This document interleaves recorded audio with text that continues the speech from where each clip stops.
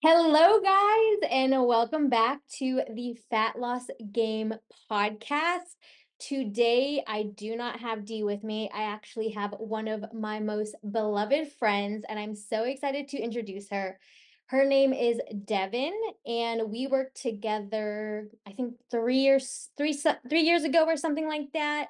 That's when we first started working together. I helped coach her for her first bikini competition. And since then, we've just become the absolute best of friends.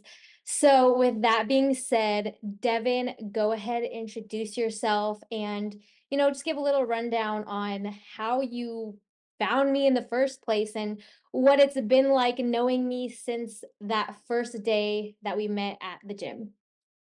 Okay. So hi, I'm Devin Garcia, and I met Viv in the end of 2018. I had decided that I wanted to do my first bikini competition, and I walked into the gym, and Viv was doing her prep for her first, well, for one of your bikini competitions. And my brother was a trainer there at the time, and he was like, "If you're gonna have a trainer for your bikini competition, it should be Viv." He goes, "I think you guys would get along well." I'm like, "Okay, let's do it."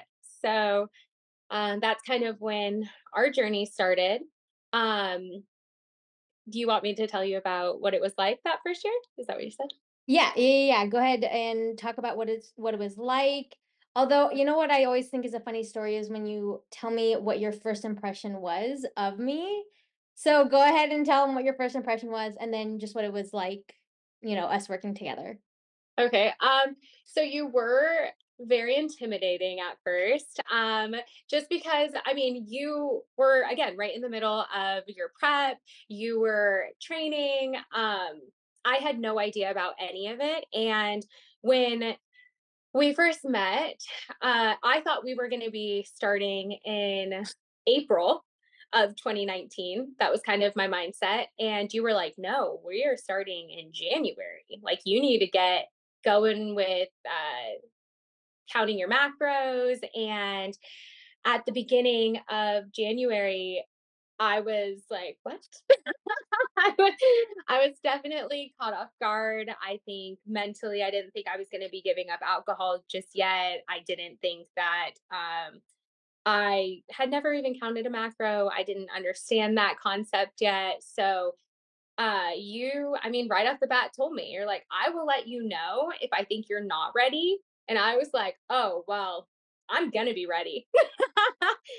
So, I think that's kinda how it started, but like you said, I mean, you have became one of my best friends, like, throughout my journey. I mean, you helped me feel the most confident in my body I'd ever felt. You heard me when I had rough days, and you still to this day tell me when I go through my cycles of, "I'm just in a rut right now, I'm not at my very best." The one phrase I even repeat to other people is you say, you know, that we all go through phases of life, and right now this is just where you're at, and that's okay. I love that. I love that. And I know we started our bikini prep together in January, and then you didn't do your competition till November, I believe. So we were training for that show for, I guess, what, 10, 11 months. Yeah. Um, but we didn't really go, I would say, hard until like April or May. I feel like in the beginning we did ease into it because you still were drinking in the beginning, right? Yes, I didn't stop drinking until April 1st. I think once you started having me track my macros, I'm like, "Oh wow, like what that does, the difference." I think in January I was at like 136 in weight, and by the time April started where we like were cutting out alcohol and like really making sure I was hitting my numbers, I was already down to 130. So we had done that in even just that small amount of time. And that wasn't even super yet strict. It was just being more mindful and trying to be close to a number. Um, I definitely think for me, at least as far as a bikini competition goes, I like the longer time frame to cut down, to train, just because then it's not like all at once. And even after the competition, I was feeling really good about my body because of the fact that I think it wasn't just, like I said, hard cut and then a traumatic difference. Like, we just gave it a lot of time, and that's what makes me want to do more. Like, I loved it. I love that. Yeah, I mean, we did it super slow and steady. I mean, you still traveled, you went on trips, so it was I would say it was really more of like a lifestyle cut, and we really didn't go hard until the last like month or two. But before then, I feel like it was very sustainable. So it definitely wasn't your traditional bikini competition. I actually didn't know that your first time tracking macros was with me. So you had never tracked before then? No, I honestly, when you were like, you need to count like your fats, your proteins, and your carbs, I'm like, okay, well, what what does that consist of? Like, people mainly look at carbs and protein. Like, you don't often look at fat. And that plays like a huge role. And that was a big thing for me was I wasn't a big carb person. I was a big fat person. And that was where we had to create that balance. And I remember when I was cutting down on my fats, I'm like, oh, I eat a lot of fat. I was like, I had no clue. So most women who come to me have never tracked before. So how would you describe what tracking is like to a beginner? Like, can you think back to when you first started tracking and learning how to track? If someone has never tracked before, how would you describe to them what tracking is like, what it does for you? I would say don't think the first time you track. Just whatever you eat that day, put it in. You had me use my Fitness Pal, so that's a very, I think, great tool. Just put it in, and at the end of the day, go see your numbers and just see where you're already at. And then from there, you should adjust based off of things you like. Like, it's not going to work or be sustainable if you're like, okay, now I just have to switch up everything I'm eating and I have to cut out everything I'm eating. It's like, that's not realistic in the long term. Like, maybe a short goal. And if you know that going into it, like, this is what I'm doing for this amount of time. And then I'm going to try. But you have to, I mean, really, for the sustainability aspect of it, like, you really do need to figure out what it is you personally like to eat. And also, how many times do you like to go out to eat? And what are those choices when you go out to eat? And one of the things that you taught me was to try to find on the menu, if I was going out to eat, like, how I could put that into my Fitness Pal, because there are ways to do it. I totally agree. I totally agree.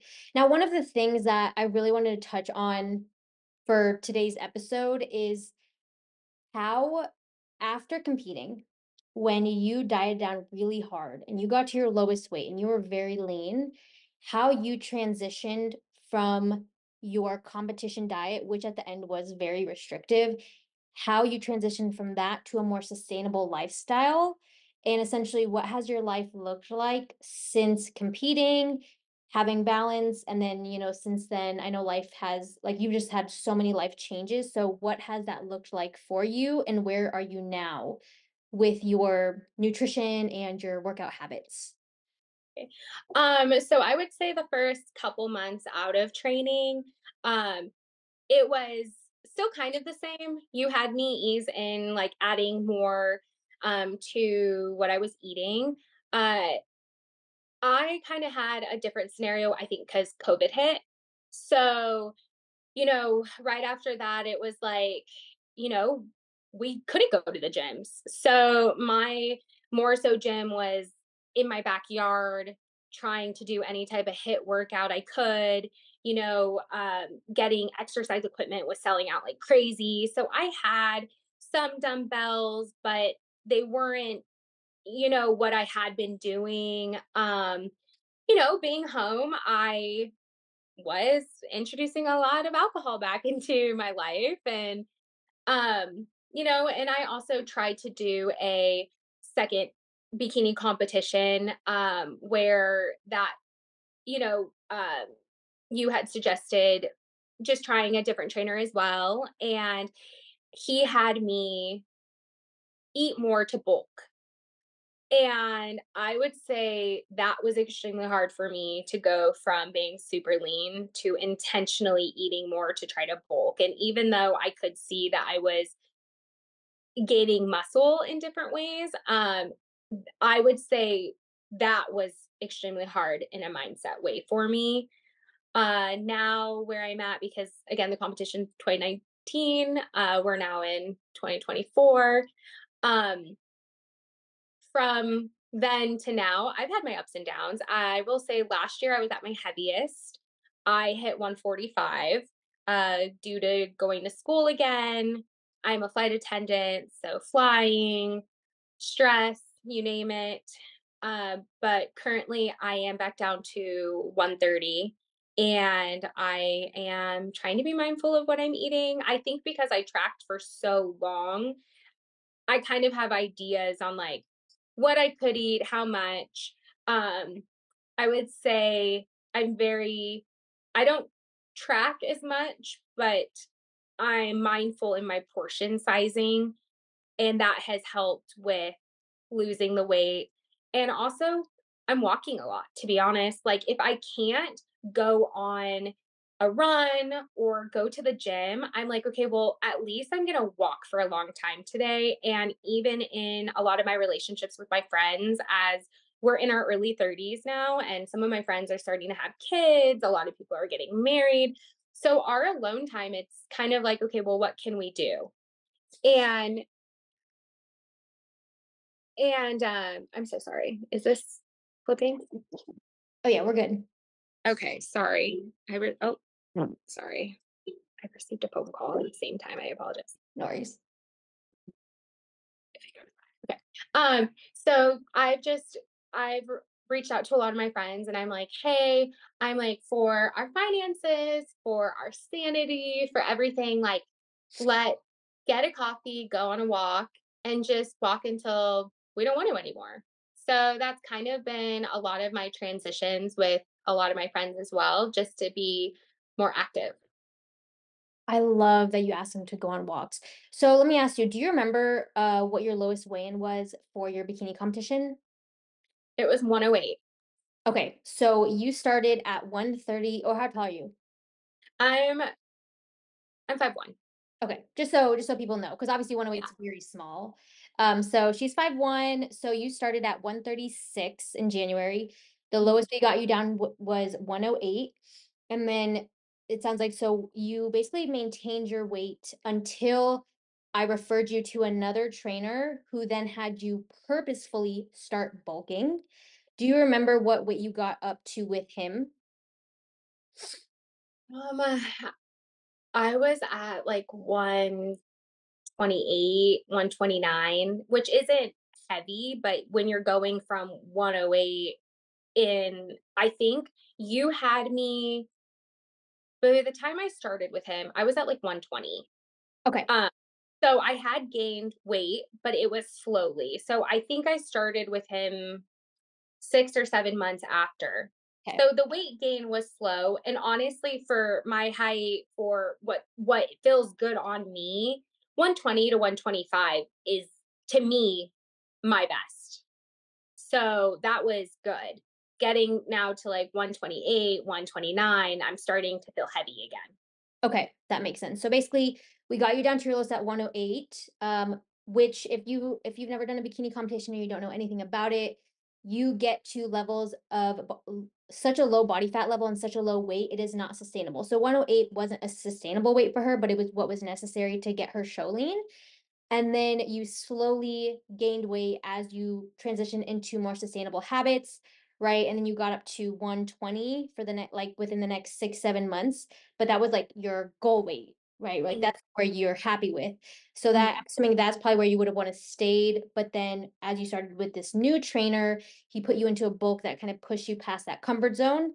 mhm. And then once you stopped with him, you said you eventually got up to 145, which is higher than what you had started with me.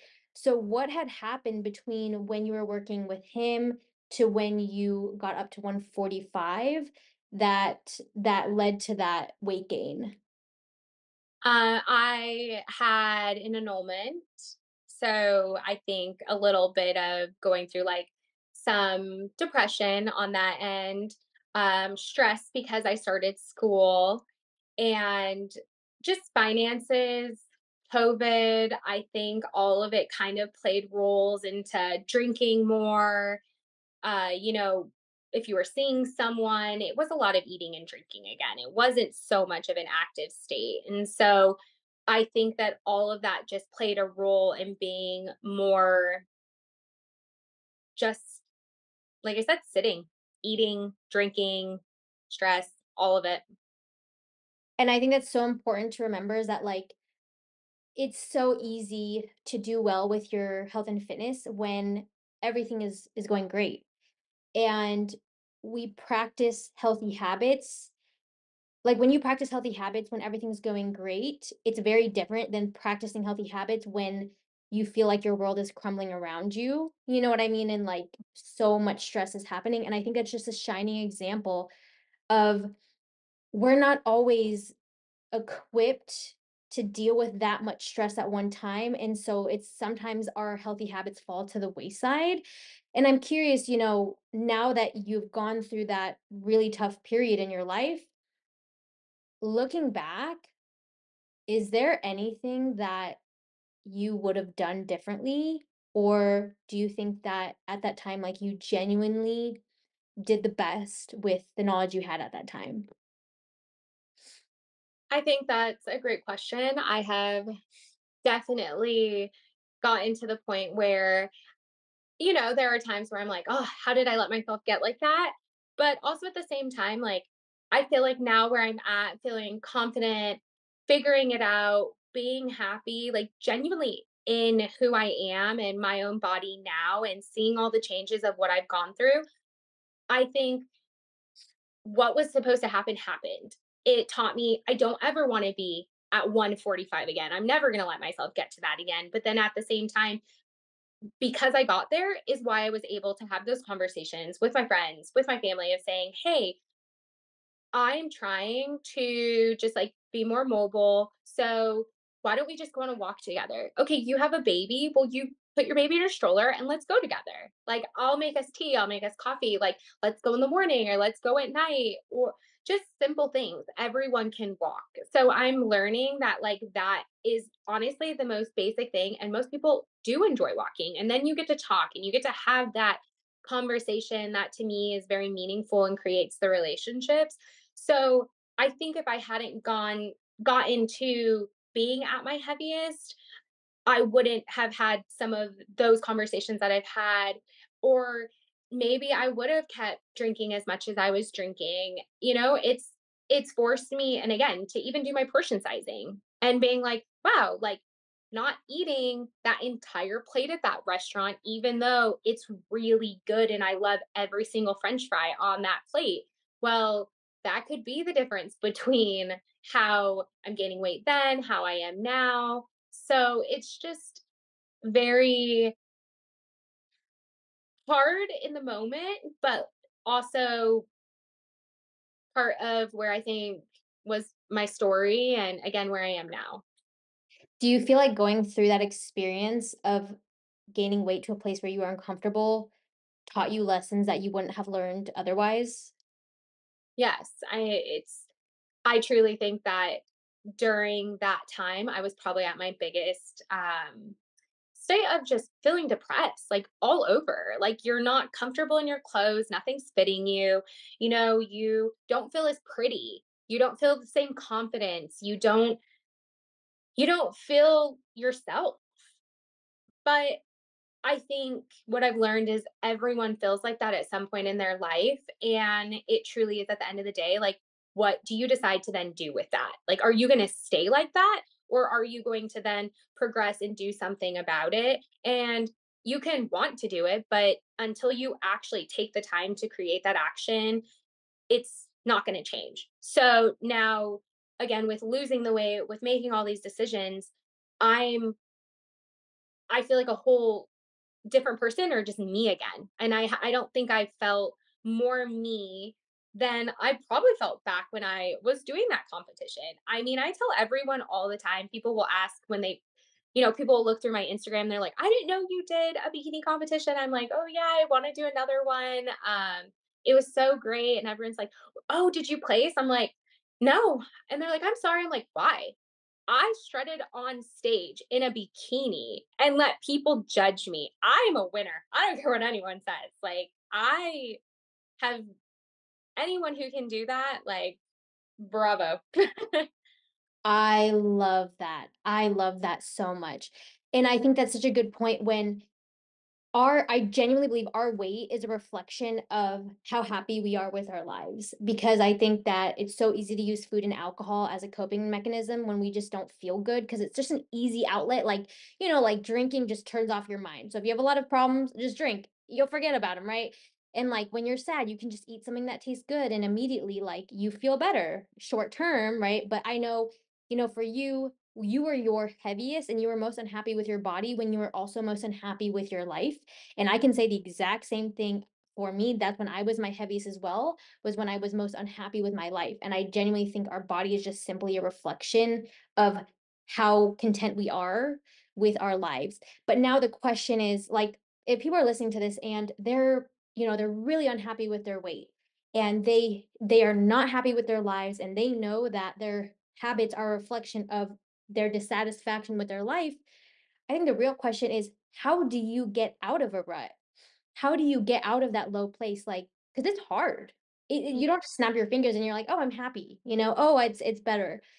But something about you is that you are an action oriented person. And I believe that the only way to change anything is to take action. And you don't know what is the right decision, but you have to do something, because sitting there and doing nothing, you stay stuck. So for you, when you were at your lowest of lows, what did you do that helped you get out of that state? What actions did you take that help you find more meaning and purpose and just joy in your life? I think for me, because I played soccer growing up and I played it when I was in college, um, God, the universe, whatever you want to say, had a former friend of mine reach out and say, "Hey, would you want to play in this co ed soccer league?" And I think that was one of the beginning motions to kind of get me started and like doing something again. I think for me, as much as like I love doing things alone and I can and do it, like I love waking up and going on a run. Um, but having friends and people around me, a community who is like, yeah, I will go on a walk with you, or let's do yoga together. Let's try something new. Let's go hiking, anything. Like to me, I think that's where that helped me personally get out of a rut, was just again putting it out there to friends, to family, and creating new friends, and kind of just wherever you can find that support of the common interest of being active and moving, I think is personally what helped me. And I always suggest that to people if people are like, I'm just not very motivated to do this. Okay, well, do you have a partner? What does your partner like to do that you both can do together? Whatever that is, just get out and do it. Like, create that time, make it a priority. And I think all of those things are just ways that I was able to get out of mine. I genuinely believe that when we are surrounded by positive people, it is one of the easiest ways to get out of a rut. But when you're in a rut, a lot of times you don't wanna be around people. Like, have you ever been so down, you don't even wanna be around people? I don't know if this happens to you, but, like, you just don't wanna be around people because you don't wanna bring them down with, like, your bad mood, and sometimes you just wanna be alone, but sometimes that makes it worse, because then you just Mhm. overthink, and you think about all the bad things, and you just kinda stay stuck in your head. And I know for me, I think me and you are very different in the sense that you are so much more extroverted and you have like just so many friends. And that's one of the things that I genuinely think is your gift. And I do believe that a lot of people who are stuck in a rut, they isolate themselves. So what I want to know, as someone who tends to isolate myself when I'm feeling low, what advice would you have for somebody like me on how to make friends, or how to go and just be surrounded by more people? Like, let's say I don't have a big group of friends, how do I find them? What if I'm not active? I don't know anyone who's active. My boyfriend's Let's say he's unhealthy and lazy, he doesn't wanna go work out. What advice would you give me as a starting point of how to just put myself out there? I would say figure out first what you like to do, because that's going to be the most important. And when you find something that you genuinely love, you're going to attract someone, a friend, right? Any type of relationship because of the fact that you genuinely have interest in that and they genuinely have interest in that. So once you find what you enjoy, then just start looking up in the area, like what's around you, whether you sign up for a gym membership and they just have that class, or it's again simply like you're a mom and there's like a mommy walking the park class type of thing. Like whatever it is that you like, just find, and there's so many resources. You can ask around, again, you can Google. And from there, I think that's kind of what is gonna get you to like create a group and honestly create a group that is separate from also your partner, which is healthy for you to have those relationships outside of that as well. That's amazing. I love that. I think that's genuinely some of the best advice I've ever heard, so thank you for that, because I feel like when you can find that community that helps support your healthy habits, it's so much easier to be healthy, you know? I do wanna ask you, most people have lost weight before. Like, Imma say women, most women have lost weight. They've also gained the weight back, and I think me and you both know how not fun of an experience that is to work so hard and then to just feel like you're backsliding and losing progress. So, to women who struggle to keep the weight off, like let's say they're good at, going hard for a few months, losing the weight, but they always seem to slip back into their old habits, especially when life gets in the way, things get stressful. What advice would you have to them for how to actually lose the weight and maintain it long term? I would say make a commitment as far as whether it's okay, I know that, say, drinking is their big weakness. Okay, well, if you're going to drink and you know you're going to drink, then try to eat a healthy meal before you go and you meet with people that you're going to drink with. Like, whatever commitment you have to make to kind of balance that out, whether that's, okay, I know that I'm not going to be able to go to the gym this many times a week, or I'm not going to be able to do this because I'm about to have a baby, but create a goal. And I would say just even have a small goal so that you can feel like you're still fulfilling something. So even if you are gaining like, and hopefully not a lot of weight all at once, hopefully not, right? That is the hope. But I just feel like when we have these little goals that we create for ourselves, and again, whether that has to do with the food or it has to do with fitness or it has to do with our socialization of how we are, I think that helps maintain that weight, or at least so that you have also like, I feel like, what would be the word? Like in a, like for your mental state, you're knowing that you're doing something for you that's still helping. I think a lot of times when we are gaining weight at such a rapid pace, it's because we are just kind of like, well, I've already done this. So what's another one of this? And it just becomes that back to back. So I think again, by maintaining some type of goal, it helps. I know, with my boyfriend, his whole thing is he likes running half marathons. That helps him. So he knows, okay, I have to do this many miles. I have to stay on track with this. And that's just his personal goal. Again, my personal goal is, well, I love socializing. How can I create more socializing, less drinking, or less eating? So, therefore, that's my walking. So, however, you need to do to incorporate that into your life, I think it just helps you maintain, again, your mental health as well as your physical health. I know there's not always like an exact answer, but that would be at least the advice I would try to give someone. It's been working for me. No, I love that, and honestly, I think a common obstacle that a lot of women have is that we are um, community driven by nature. And so the easy thing is to go out to eat and drink with your friends. What I love is that you make the effort to say, no, let's go on a walk. Let's save some money and let's for our health and for our finances, for our budget, like let's go on a walk. So I know that a lot of women they hear that advice, but it's easier to go with the flow of someone asks you to go out to eat and instead of no, you're good. But someone asked you to go out to eat, and instead of saying, "Actually, let's go on a walk," they're like, "Oh, I don't wanna rock the boat." Like, and so they just kinda go along with it even though they don't really wanna do it. Has that ever happened to you, or are you good at being like, "No, like, let's go on a walk instead?" Like, how do you navigate that? I think when it comes to like bigger groups, it's hard to navigate. So if I know I'm going to be going in a bigger group, it's kind of one of those things where, like, for instance, I'm going to a bachelorette this weekend. And I was talking to some of the girls and I just threw it out there. I was like, hey, I'm not saying this is something I'm going to be doing every day while I'm there, but I'm bringing my running shoes so that I can give myself the opportunity to wake up, whether I want to go on a run or whether I want to go on a walk. And if you guys want to join me, like, you're more than welcome to join me. So I'll do that as far as like bigger group stuff. You know, if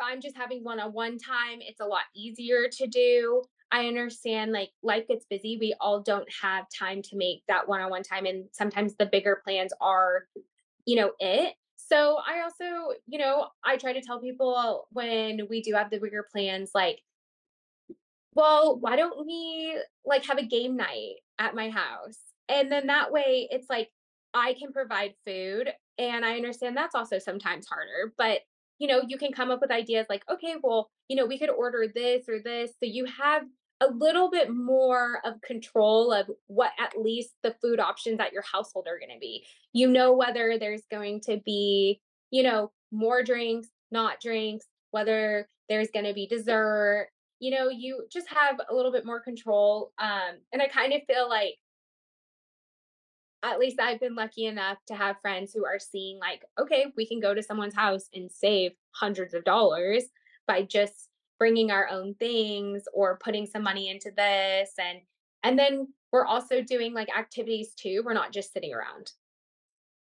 I love it. Honestly, at the end of the day, what you if you tell people what to expect, what your goals are, and you say it in a positive way, like, "I'm gonna bring my running shoes. If you wanna join me, you can."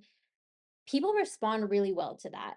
Where I think a lot of people go wrong is they're like, "I'm sorry, I know I'm gonna be a burden, but, like, I gotta do this and I have to do," and then that kind of energy, people they respond to your energy, so if you're already putting it in a negative headspace rather than like, "I'm so excited, I'm gonna bring my running shoes, like, we can all go together. If you don't want to, that's totally fine, but it's gonna be so much fun." That's a totally different energy, and people respond to that, and something about you is that you have such positive energy, right? And so it's when you ask people, "Actually, you know what? I know you wanna go out to eat, but let's go on a walk instead," rather than, "Oh my gosh, would you be okay with going on a walk?" Like, just totally different energy. If you get excited when you bring it up of doing something active and make in a fun way, people will react to that positively. You know what I mean? And so I think that's something important that people know because I don't know if you know that you do that, but because your energy is just so positive and it's just so it's, like, contagious, and so other people respond well to that, but if you are insecure about trying to get healthier, and then you tell people coming from that energy, they sense it, and they will respond in a way of like, "Well, you feel bad about it, so maybe you should feel bad about it." You know what I mean? So I think it's important for people to understand as they're hearing you of be excited. Bring it up in a positive light. Like, it is a good thing. It is a fun thing. You can make anything fun. You can make anything positive. But again, it's all about how you frame it, right? And whether or not you act like it's a bad thing or a good thing. So that's just kind of my thoughts there. But I just love how I love that you've come full circle where now you really see that, okay, I don't need to completely give up my healthy habits. I can integrate my healthy habits with my booming social life, which Mhm. is probably one of the biggest obstacles, right? Because a lot of social life is like or surrounded by food and alcohol, but you've been able now to integrate that and find that balance so that you can actually feel healthy, feel good, be at a weight that makes you feel good, which I think it's amazing. Thank you. Yeah, it's definitely been quite a journey. Again, like being a flight attendant, that is something we're always in hotels. It's easy to eat at the hotel bar or new restaurants, have a drink. And I love that environment. I love the community that they all want to do that. But I've had to get to the point now for myself, for my financials, for everything to say, like, hey, I always have to make sure I get some type of physical activity in, and maybe I'll go downstairs one of the days that you guys are down there. And then if I do go, I'm limiting it to one drink if I go down. And so it's just finding that happy balance of no, you don't have to give up everything, but truly it is moderation. And it is just realizing, okay, what are the things that I like to do? And maybe people also like to do them and they would be willing to do them. And if they don't, no hard feelings, not a big deal, but I am going to suggest it. And again, I think, you know, I have heard a lot of people say like, "Oh, I haven't been in the gym forever. I haven't this." But like I said, when I suggest like, "Well, let's just go to walk," they're like, "Oh, I could walk. I walk all the time at my job. I do this. I do that." It's like, yeah, it's so simple. And even after, I don't mind. I'll cook breakfast so we can have some here. Like it's very. I just feel easy to do if you have the mindset that it's what you want to do, and then again, take the action to do it. But with anything in life, I mean, if we don't take action, nothing's going to come from it. I totally agree. And it sounds like you found a really nice balance with your lifestyle of being able to make healthier choices, but again, not completely sacrificing going out to eat, drinking, and like being super insanely intense about your nutrition and fitness. So, like, just the timeline of everything, it sounds like, obviously for a bikini competition, that's a totally different level of dedication where you do have to make those sacrifices eventually, Yeah. right? Do you but I'm curious because I know you don't track now, but obviously for most of your prep, you tracked meticulously every single day. Do you think that tracking in the beginning was necessary for you to be where you are now? Because I know you said it's helped you make better like portion like make correct portion size estimates, I guess you could say. I think because a lot of people don't wanna go through the effort of tracking, but do you think you could be where you are today, where you have found a better balance without tracking? What are your thoughts? No, I think that it is, first of all, I think knowledge is power right off the bat. So I think that if you don't know how to, you have to start. You have to learn how. And that might be tedious, that might be hard. Well, everything in life can come at a cost. And especially when you care about something, it is gonna be hard at the beginning. It's not hard to do in the fact of, "Let me just weigh this piece of chicken on this scale, and it tells me my numbers and enter them." But it's not hard. I think it's just hard to get out of your norm. It's hard to do something different, and I think that it's almost crucial for a change for you for a certain amount of time to do something that maybe makes you feel uncomfortable or just again is a little bit more challenging because then that also helps you see like okay, this is how much it is. And like I said, I mean, because I did it for even after that whole year, I did it most of the following year too, that I think it's just not like, oh, I look at that piece of chicken and I know exactly how much that is, but I can tell, what a like what a pretty good idea of what a 10-ounce versus a 6-ounce looks like. You know what I mean? And from there, I also drink a lot of water. And when I'm eating, I eat slower. I'm not just eating as fast as I can. And then I'm like, oh, you know what? I just want one more bite of this or one more bite of that. It's like, no, I need to like stop myself for a second and just allow myself to breathe. And it's like, okay, am I still hungry?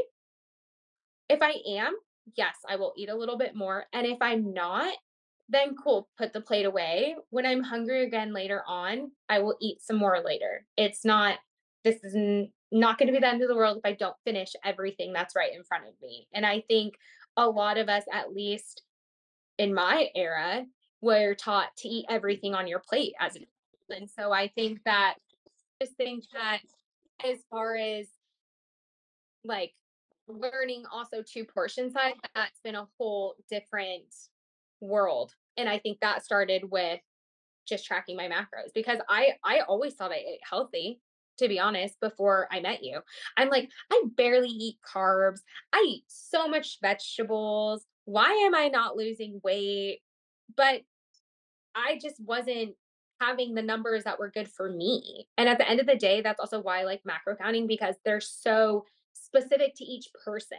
What works for you might have not been my numbers and could ultimately leave me deficient in something else or I just never lose weight. So that's why I do think it is so important to learn the basic, to go through that motion, to do all of it. And there are times where you need to reset and go back to doing it. Or if you're just like, you know what? This is what I need to do for myself because I know if I don't do it, I'm going to get crazy and I'm going to and maybe that is the reason that you I just feel like we all have different reasons for why we choose to lose weight or to maintain or to gain and I do think that macro counting is one of the easiest ways to stay on track and stay close to the weight that you want to be at. I could not agree more.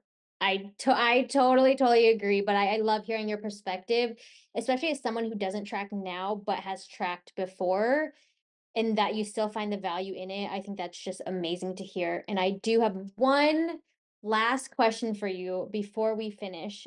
If there was only one piece of advice that you could give to somebody who is trying to lose weight again, or even the Devin who was, if you could go back to your old self of like when you were in just the thick of your depression and weight gain, what advice would you give her?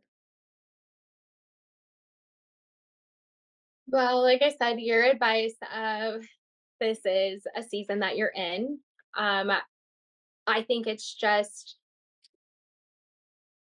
how did you get here and kind of going from that. So I would probably write down, okay, what are the things going on in my life? What can I control? What can I not control? And then just start from there. I mean, I again hope to never be that heavy again.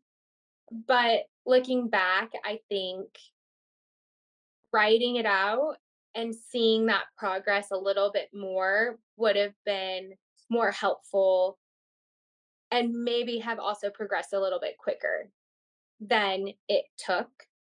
But Writing what out exactly? writing out writing out what I was eating, how much alcohol I was intaking, what my daily activities just look like. They I think it's just very easy to forget about everything when you're in any type of anxiety or depressed state.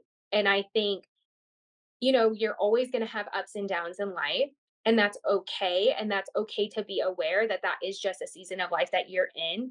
But also knowing, like, how long are you going to sit in that? So I just think that I would write out a little bit quicker in the future if I felt myself getting to that anxiety or depressed state for whatever, because there are going to be things that happen in life, whether that's a death, a sickness, a financial situation, whatever, there's going to be things that happen. So just in those moments, allowing myself to, sit in it and then to maybe write out, okay, what am I going to do from here? And again, what can I control? What can I not control? And really focus on the things that I can control to make myself healthy and stay where I want to be.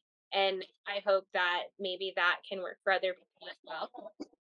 I definitely think it does. I think if someone genuinely listened and applied your advice, I think that is the best thing that you could do when you're in that state. And genuinely, I could not have said it better myself. So thank you for that. Is there any last words of wisdom or encouragement that you want to leave our listeners and viewers? I would say to just look at where you're at in life. Are you happy with what you're doing? Are you happy with just who you are as a person right now? And if it's yes, great, awesome, like keep doing whatever you are doing. And if you're like, no, there are some things, just know it's okay to change things up. It's okay to feel uncomfortable. And it's okay to ask for help. And if you need that, get it. Do whatever you have to do to be happy because at the end of the day, that's all that truly matters. And once you're happy, it's going to reflect to everyone else. So just really create that happiness for yourself. And I wish everyone the best journey with life. I love it. Thank you guys so much for listening for our first official guest on the Fat Loss Game podcast. We are so, so grateful to have you listening and watching. And we will see you guys in the next episode. Bye.